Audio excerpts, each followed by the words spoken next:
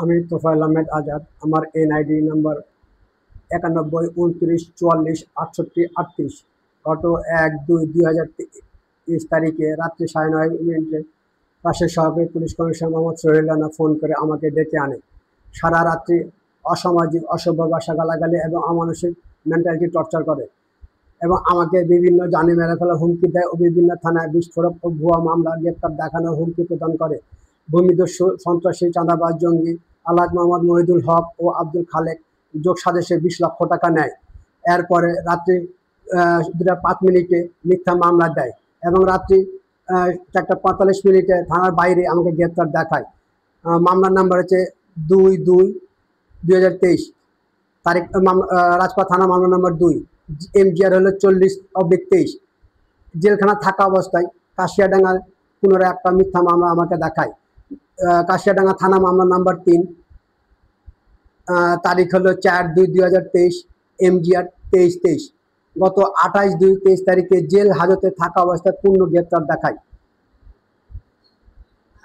এই বরাবর জামিন নেওয়ার পরে 15-5-2023 তারিখে অপরাধ বিচিত্রাতে একটা নিউজ প্রকাশ করা হয় ভূমিদস্যু আলহাজ মহিদুল ও তাদের দুর্নীতির বিরুদ্ধে।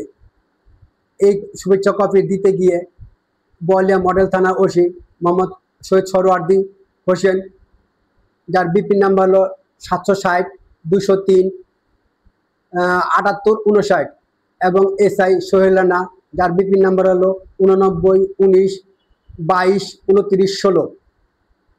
পুনরায় বিস্ফোরক বোয়ালিয়া মামলা নাম্বার 46-24/5-23 তারিখের মামলায় 28-5-23 তারিখে আমাকে পূর্ণ গ্রেপ্তার দেখায় এবং আমাকে ওই সন্ত্রাসী চাঁদাবাজ পুনরায় ভূমিদস্যু আব্দুল খালেক ও মহিদুল 10 লক্ষ টাকা নেয়।